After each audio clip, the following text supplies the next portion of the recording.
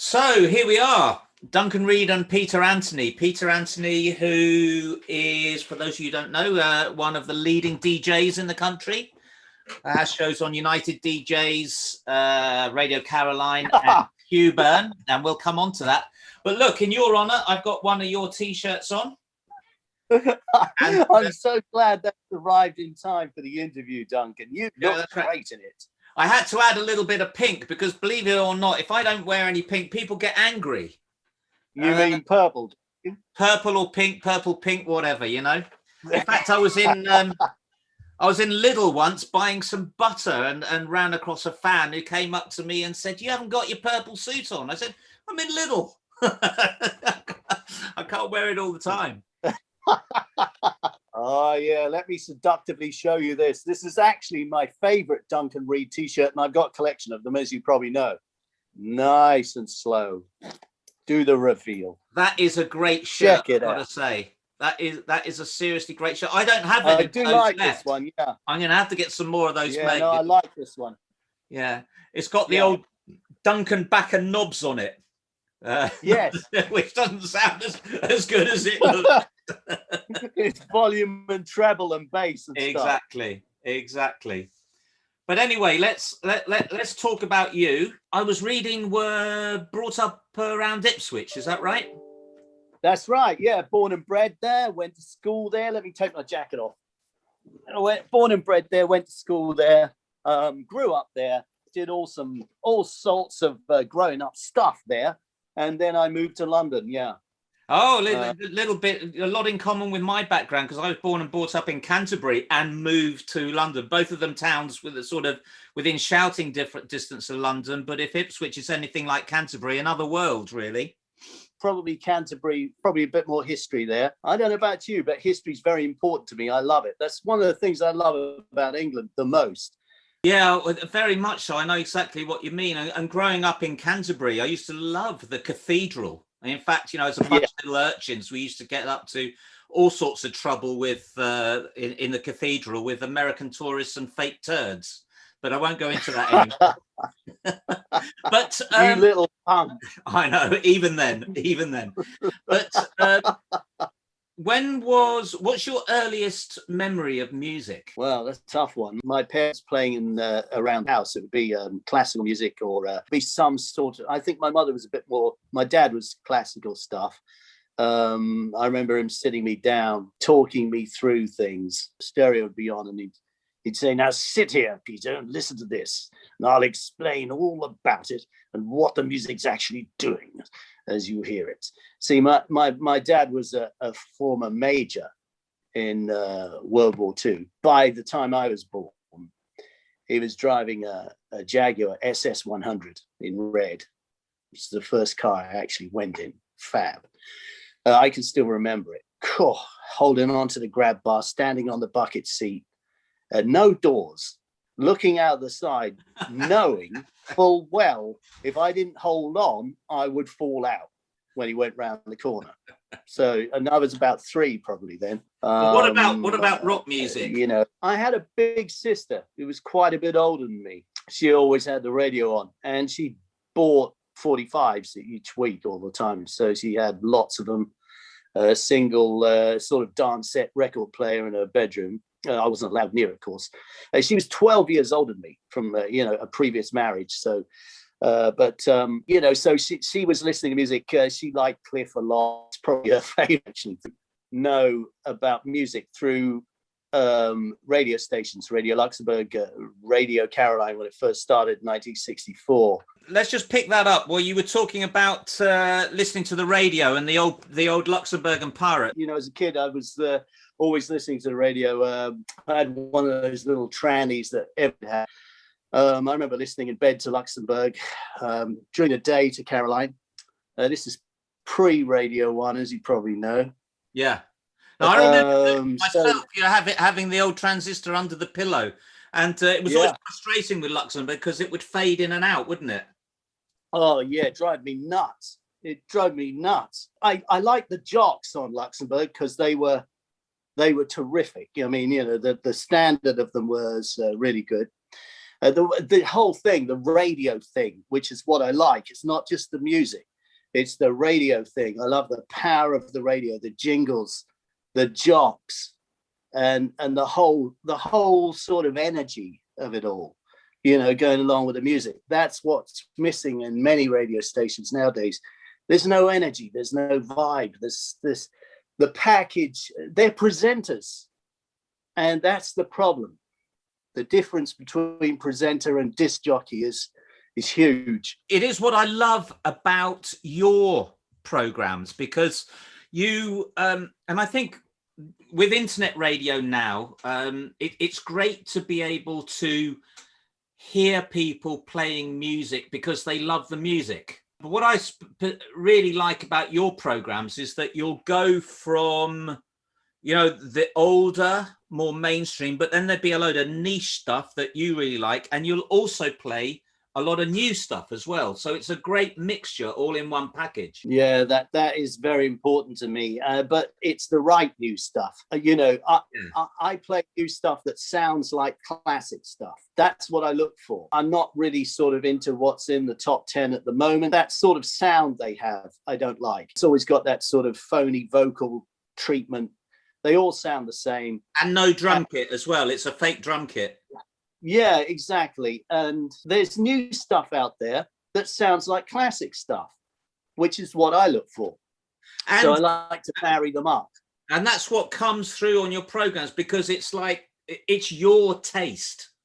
And that's why it's nice to listen to. I mean, our tastes in music overlap a lot. There's a little bit of what you like, I don't like, but that's going to happen with anybody. But in the main, I like it. And I like the way that it's put together. And it's great with internet radio now that there is a space for people like you, not just, as you say, presenters who are just playing to the radio format. It's like, Graham Norton is a good radio presenter, but when he was on Radio 2, it was Radio 2 music, and now on Virgin, it's that 90s straitjacket, as opposed to, whatever, somebody with a love of music playing what they love, which is what comes across on your shows. I'm also not a big fan of giving radio slots to celebrities. They're not there for the music. They don't care about the music.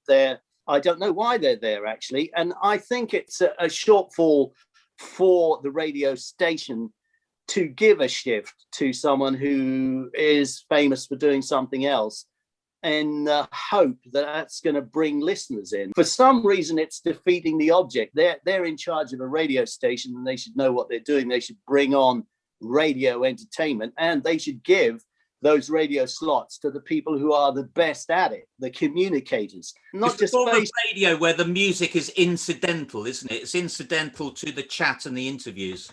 But the other thing, and that is great about the way that you play new bands, is it's very important to them. You probably don't know this, but when I started my solo career after the boys back in about 2011, it's a relatively lonely period starting something, and there were a few people who knew me from the boys who would play me on the radio, etc. But it was an incredible boost for you to crop up in a more sort of classic rock background, as you say, and to start playing me. And it was important, obviously, in bringing me to a new audience, but psychologically it was a fantastic boost as well, to think, I must be doing something right, because this guy on Radio Caroline likes me. And you paid me back by giving me a mention in the lyrics on Wasting Time. That's right, because I used to look forward to it. I would, Saturday morning, wake up at whatever time it was, and you were on at 9 till 12 at that time. I thought, oh, great! I can put the radio on and just lie here for a bit and do nothing. Which is what the song is really about. That line, was it 9:30, lie in bed, PA's on the radio, and the work was fine, and that's the way it felt. That's great. I must admit, I do enjoy playing the track every once in a while. There's nothing like getting mentioned in the lyrics of a song for a DJ. It's the best thing ever. When it happens to you, you think, oh, that's great. I always remember listening to Taxman by the Beatles in '66 when I was just a kid, and I love that song. I love Revolver. It's my favorite Beatles album. When he mentions Mr. Wilson and Mr. Heath, I remember thinking back then, wow, those guys have got a name check in a Beatles song. I mean, that is awesome. I've just written a song about a guy I had an argument with on Facebook, and he's going to be in the song. He might be less delighted, I have to say, when he hears the song. So you moved to London, and you started off on a pirate station. Is that right? Something called Skyline Radio. Yeah, I moved to London in 1978. You know, it was great. I loved London back then. It was the best place to be in the whole world. You got the 70s with the new wave thing and the punk thing, and the, you know, the Pistols and the fashion thing and all that. So that was a new sort of spur to everything. I mean, I remember going into that, what was that place called on the King's Road with the pub and the famous jukebox? Oh, World's End, I think, wasn't it? Yeah, up near the World's End it was. It was really near where the Dome was as well. Anyway, I remember dropping the coin on the jukebox there and seeing the Stiff record label, Turn Around, Elvis Costello, Red Shoes, one of my favorites. You know, it was just a fantastic place to be at that age. I totally agree with you. Best time of my life.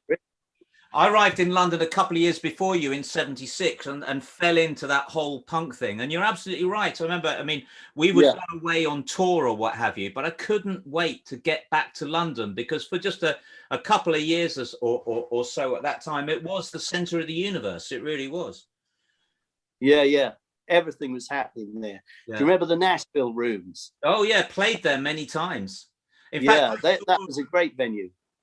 I saw the Police there the first time when they'd come back from America, and because they supported the Boys at gigs before then, but they had another guitarist, and then I saw them the first time in a festival in France when they had Andy Summers for the first time, and they were 4-piece, and then went to see them at the Nashville when they had the blonde hair, and they played Roxanne.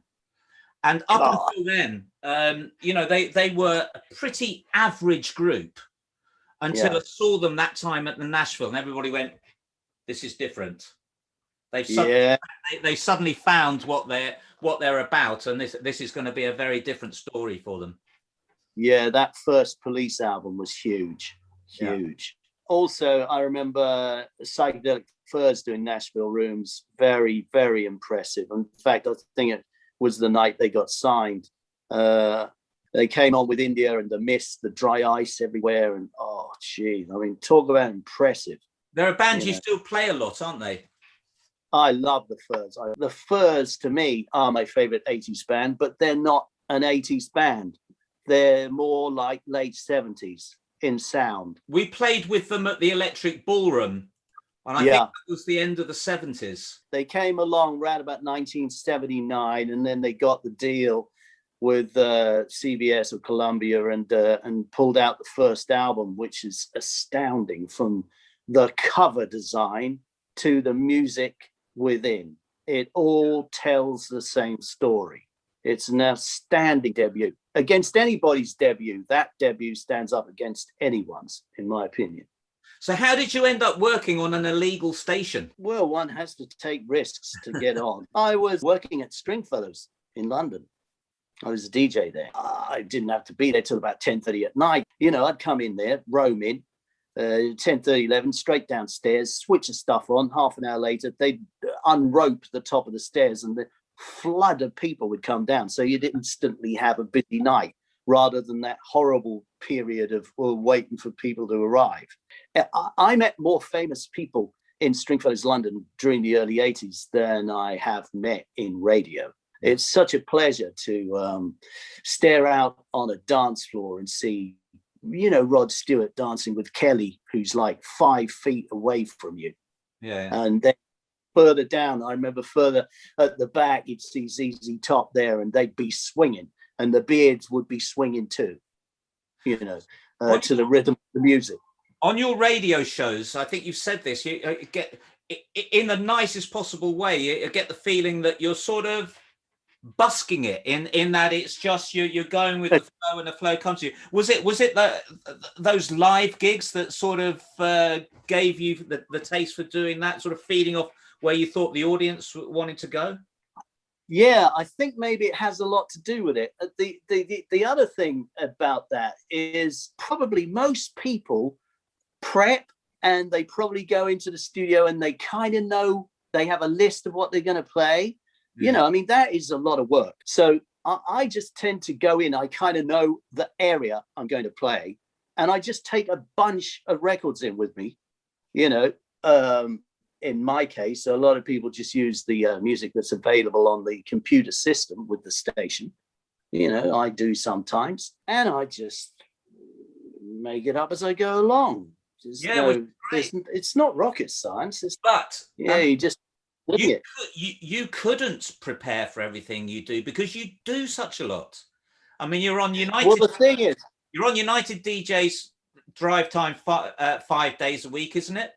You got Monday, Friday, and then you managed to fit in your syndicated show Q-Burn, which is on all around the world, which I guess you do once a week, do you? I record Q-Burn on usually a Wednesday, a week in advance, and then I do Caroline usually live from 1 till 4 on Saturday, and then of course Monday to Friday from 5 through till 7 on the drive with United DJs Radio.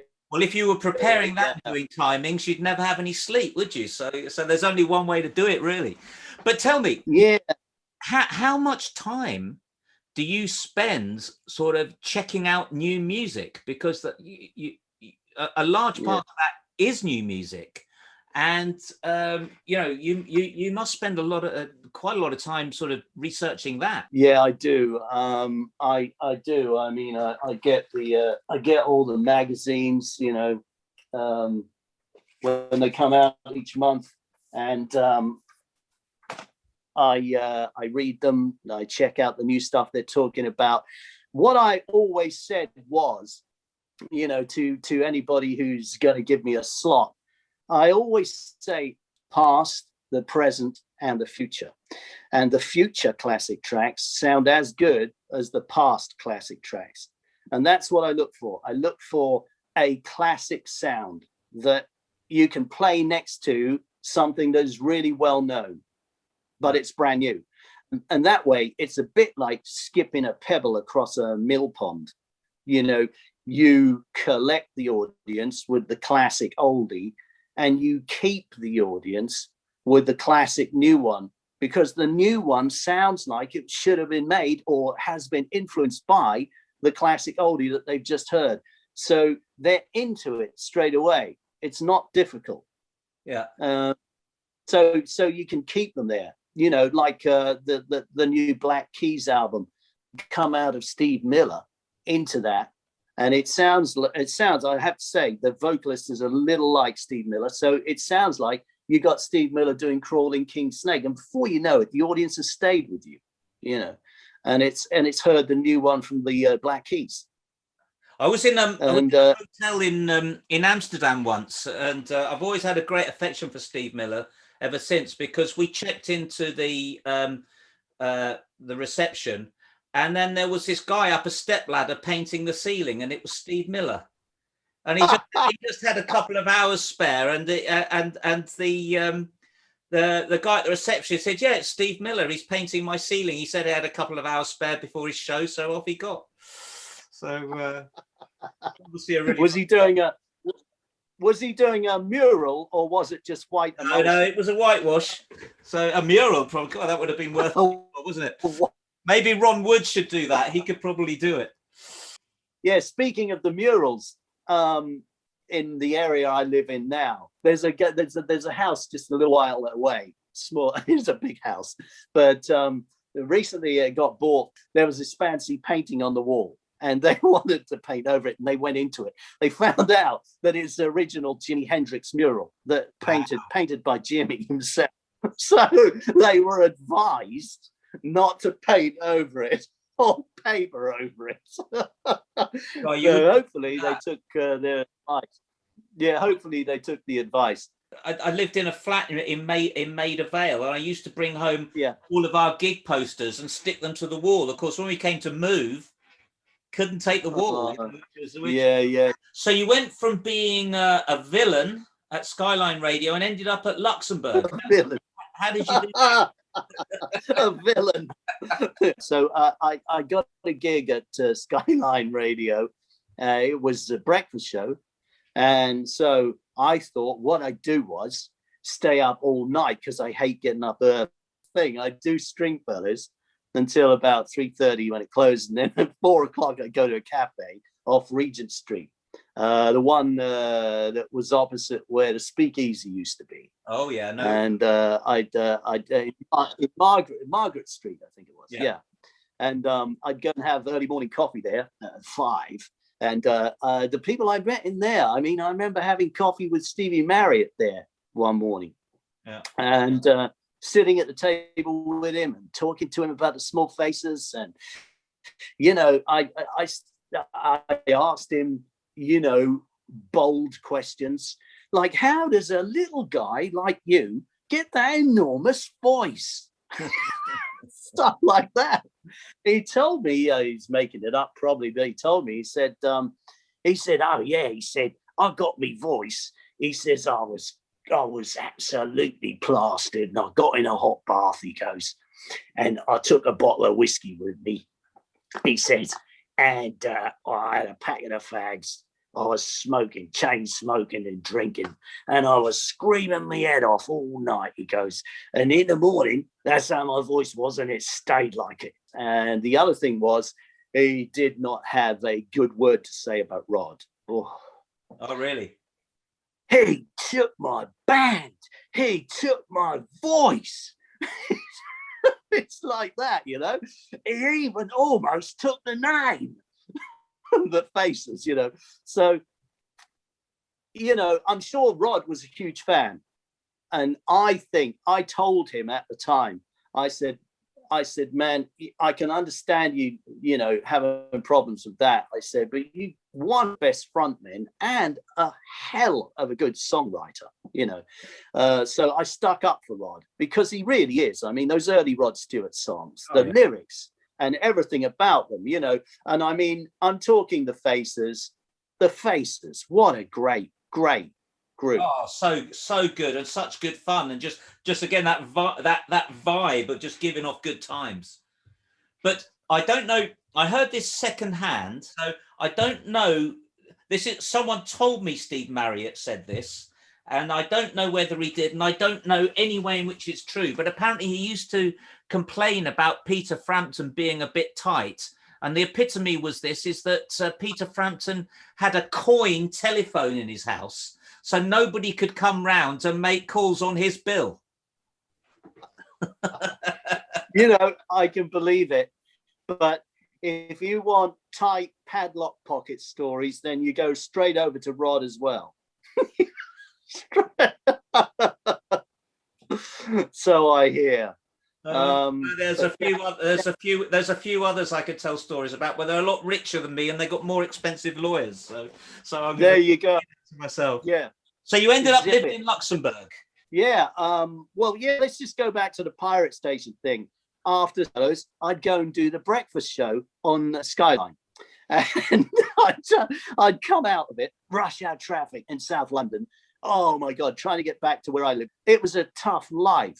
I mean, but I figured this is what I wanted to do.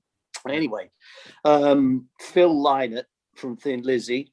I'm in his car. I'm in my car. He's in the passenger seat. I'm giving him a ride around to the cafe I was just talking about in Margaret Street. And, he knows me from Stringfellows DJ. That's how we met. He'd come down there a lot.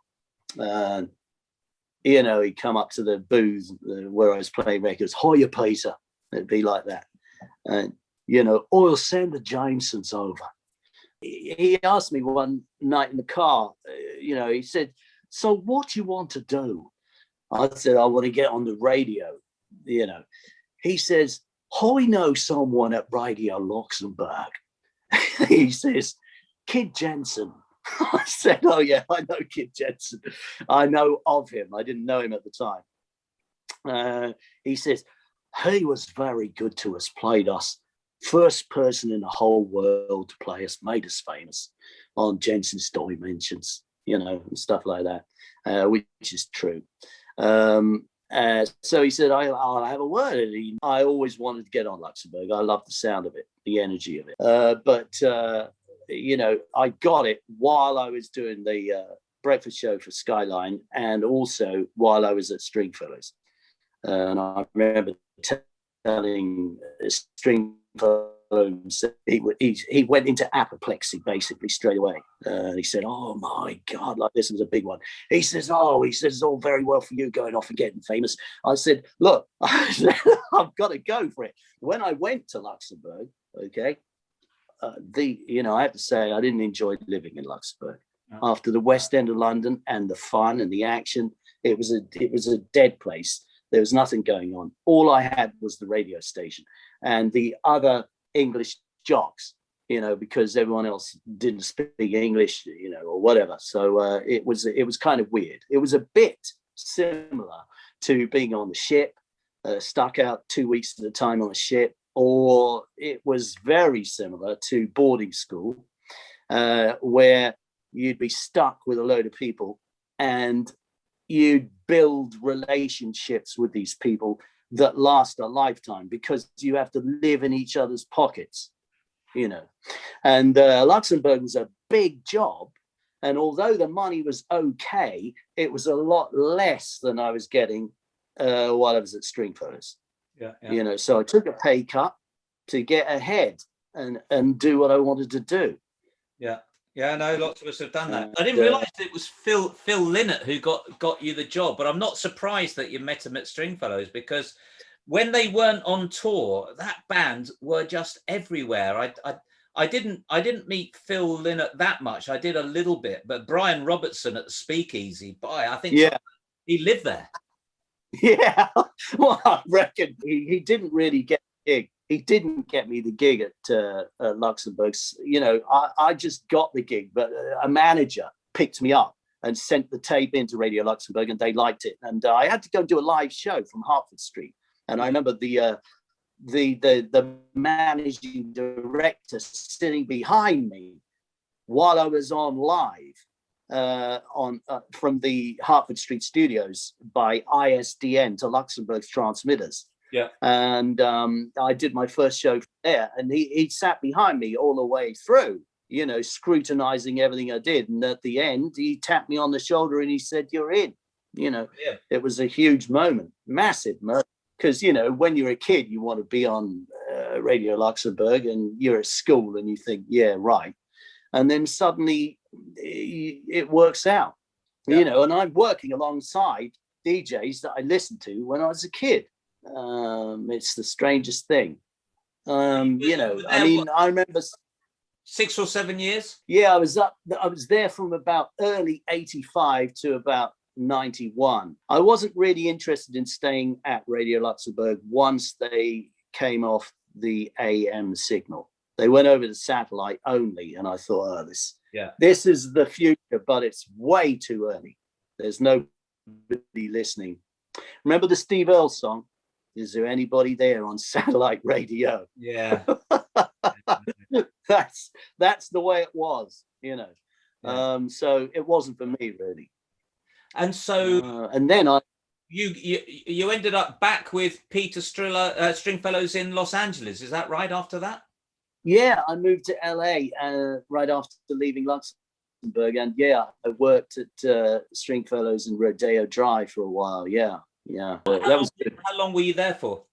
Not very long. Unfortunately, legal status became a problem.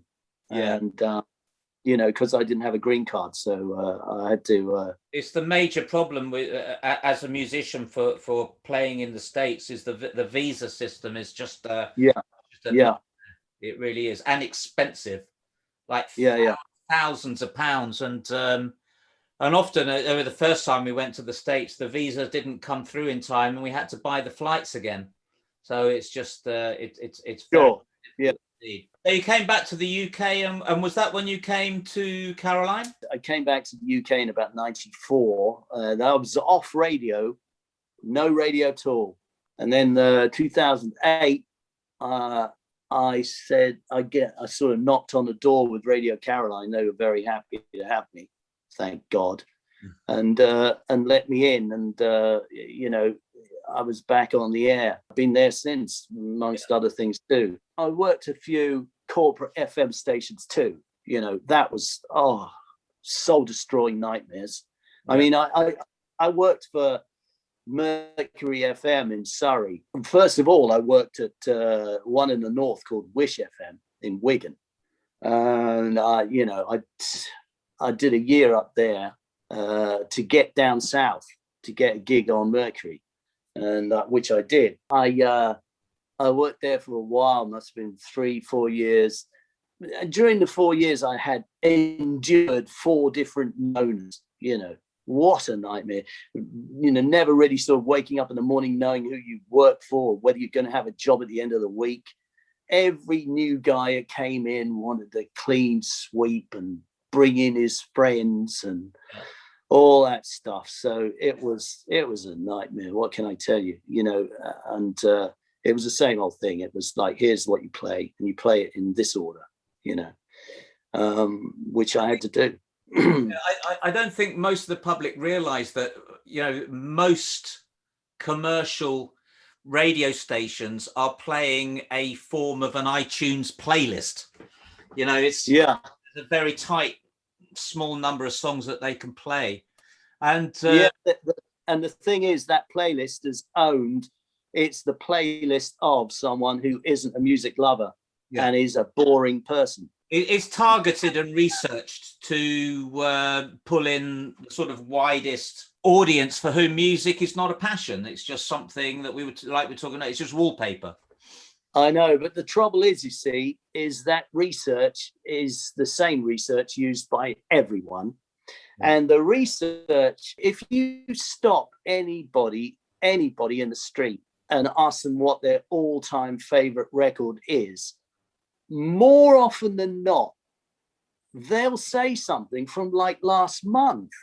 It's the weirdest thing. And you say, no, all-time favorite. And they say, yeah, no, I like that one from so-and-so from like a month ago. I really like that. It's like, if that's their research, then that's the beginning of the problem. They're there to please the advertisers, okay? The advertisers are their money. Now, if an advertiser takes out a big advertising campaign and they want it on a popular guy's show, okay, and the popular guy is away on holiday when their campaign opens up, and they've got Joe so-and-so doing it instead, who isn't the same, and the audience figures have fallen away because the popular guy isn't there, which is what happens, okay? They're going to phone up and complain, and that's what they do. And they've got no answer to that other than to get a lineup of people who you don't notice have gone on holiday, because the one sitting in for them is exactly the same. Yeah. Now, I understand the business sense in that, but it's not great for entertainment. Now, I was trolling you online in preparation for this and came across a lot of photos of you with a lot of famous people. There was one with Stevie Wonder. Was that at Stringfellows in LA? Yeah, no, that's Stringfellows London. He came by one night. In fact, he used to come by every once in a while, you know. But that night he came by and came up on stage, and I flipped his record over. It wasn't a great record. It was one of his records that I would have said, well, you know, I'd leave it off my Stevie Wonder playlist. But it was the one that was in the charts at that time.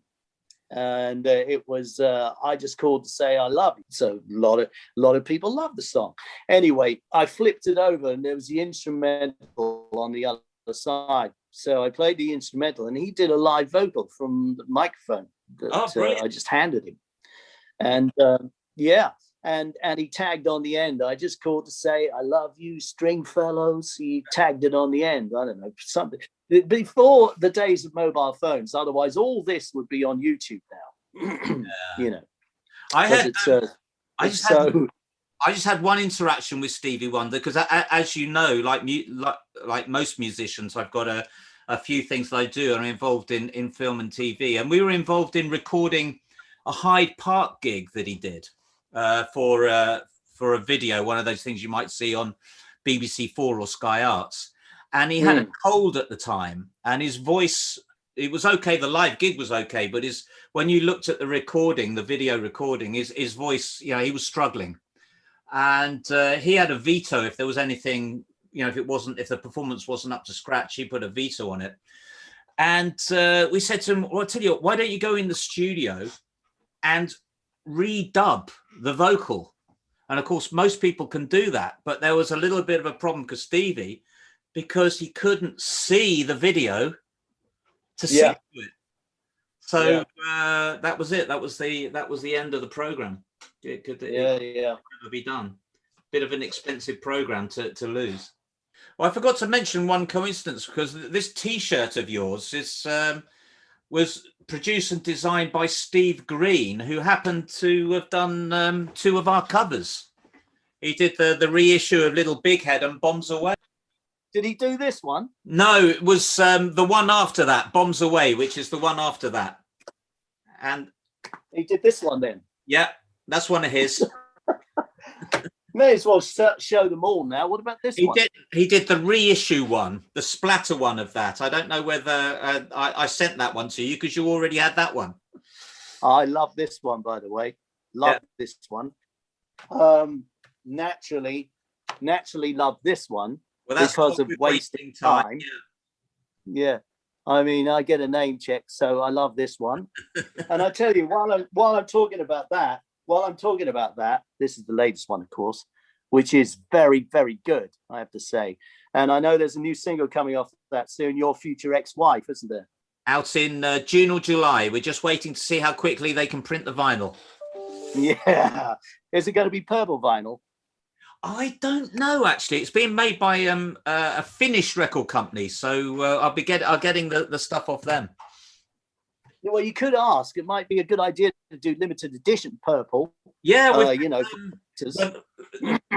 don't blame yourself. The last one which you held up was out on yellow and on purple vinyl. So there you go. Great. There you go. Looks really good. Yeah. Okay. Yeah, so what were we talking about then? We went off track there. I just picked up the albums, but I'm sure we were on a. I'm very glad for the plug. Actually, that would be. Actually, I was just reminded that talking about wasting time. The one time that you saw us live was when we were in Brighton, and you walked into the venue just as we were playing that song. I know. I tell you, it was such a great feeling. I walked into the venue. It was packed, okay? And I walked into the venue, and you were just introducing Wasting Time. And you were saying how, talking about me at Radio Caroline and about to play the song. As I walked down to the front of the stage, I think maybe you saw me there. I had spies downstairs, running upstairs telling me when you were arriving. No, I didn't. It was just pure coincidence. It was really funny.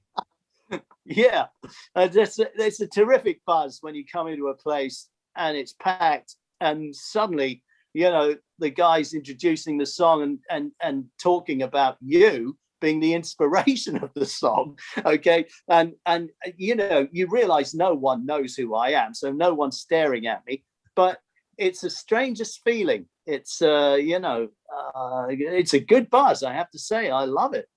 So thanks. I'm glad to have repaid the favor a little bit. And well, don't worry, buddy. I'll always support you. You know that. Oh, well, that's brilliant. That's great to know. Well, listen, I'm going to call it a day there. I'm going to be trucking off now to put this together and feed in a few embarrassing old photos and clips of you.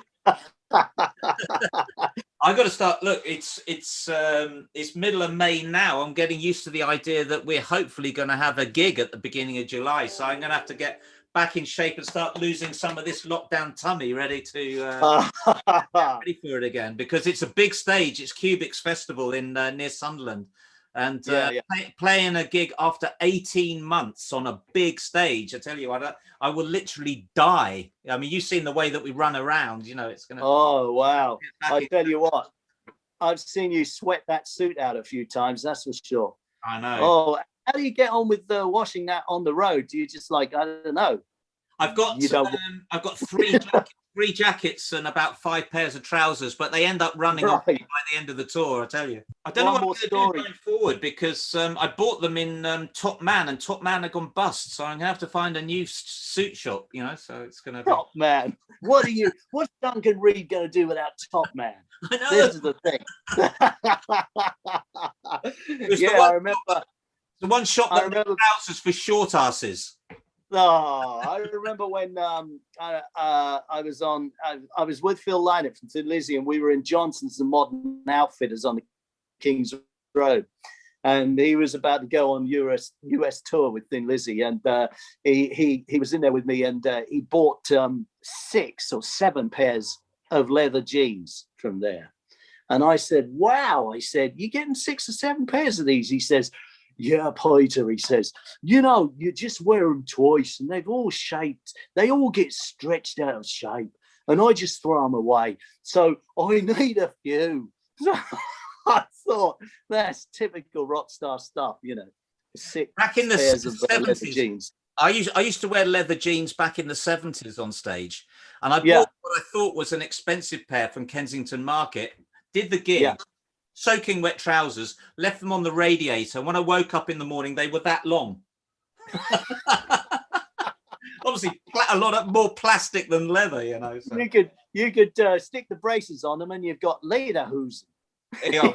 If it could have got in. My manhood would have been complaining, I tell you.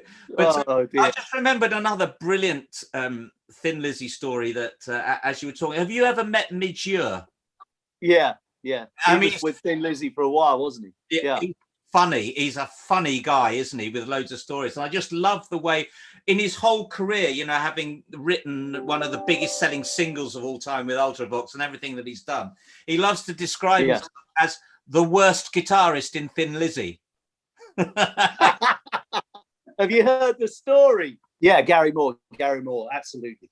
He left. Oh, Phil was not happy about that. Man, they fell out big time over that. Yeah. Halfway through a US tour, Gary Moore's off, right? And Midgeur gets a call. He's in London. And he says, the next thing I know, he says, I'm stuck on Concord, Headport. He says, with a guitar on my lap, trying to learn the songs. I know.